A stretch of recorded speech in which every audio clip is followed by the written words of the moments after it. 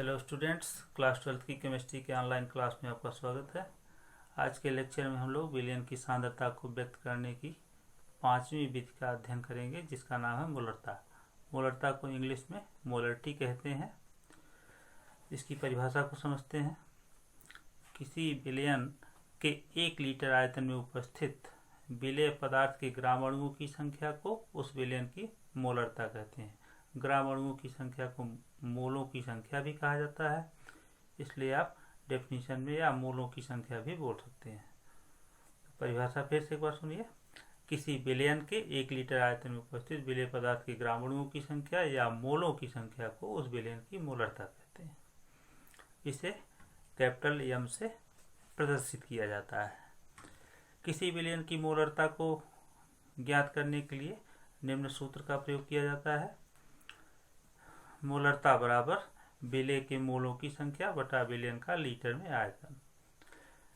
विलेय के मोलों की संख्या को ज्ञात करने के लिए विलेय की मात्रा में उसके अणुभार से भाग दे दिया जाता है, जिसको संक्षेप में हम लोग एन बराबर W/m से प्रदर्शित करते हैं। यहाँ पर एन स्मॉल एन जो है वो विलेय के मोलों की संख्या है और विलेय की मात्रा को स्मॉल w से और विलेय के अणुभार को स्मॉल m से प्रदर्शित किया गया। तो इसलिए इस तरह से विलेय की मोलों की संख्या को ज्ञात करने का फार्मूला हो जाएगा स्मॉल n बराबर W/m।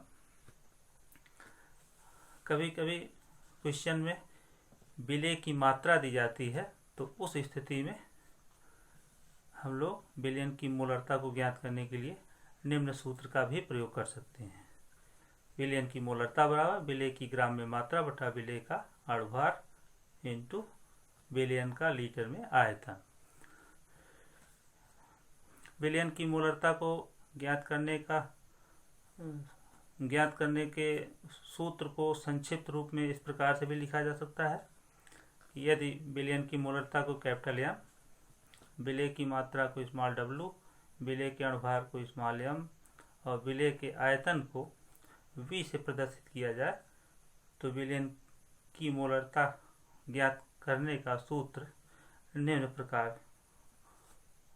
प्रकार से लिखा जा सकता है। कैपिटल एम बराबर स्मॉल w अपान स्मॉल m इंटू v। यहाँ पर v विलयन का आयतन है जो लीटर में प्रदर्शित किया गया है। तो यदि विलयन का आयतन लीटर में दिया गया हो किसी क्वेश्चन में, तो m बराबर W/mv सूत्र का प्रयोग किया जा सकता है। और यदि विलयन का आयतन मिलीलीटर में दिया गया हो, तो कैपिटल M बराबर W/1000 बटा mv सूत्र का प्रयोग किया जा सकता है। विलयन की मोलरता ताप द्वारा प्रभावित होती है, अर्थात विलयन की मोलरता ताप बढ़ाने पर घट जाती है। मोलरता का मात्रक मोल प्रति लीटर होता है। दो भिन्न भिन्न सांद्रताओं के विलयनों को आपस में मिलाने पर परिणामी विलयन की मोलरता को ज्ञात करने के लिए निम्न सूत्र का प्रयोग किया जाता है। m1v1 प्लस m2v2 बराबर m3 into v1 plus v2। यहाँ m1 और m2 मिलाए गए दोनों विलयनों की मोलरता है। v1 और v2 दोनों विलयनों के आयतन है। m3 परिणामी विलयन की मोलरता है और v1 प्लस v2 जो है वो परिणामी विलयन का आयतन है। किसी विलयन की मोलरता और नॉर्मलता में संबंध को निम्न सूत्र द्वारा व्यक्त किया जाता है। नॉर्मलता बराबर मोलरता गुणे n। यहाँ पर स्मॉल n जो है वो किसी अम्ल की क्षारकता है या किसी क्षार की अम्लता है। मोलरता से संबंधित आंकिक प्रश्नों को हम लोग नेक्स्ट वीडियो में सॉल्व करेंगे।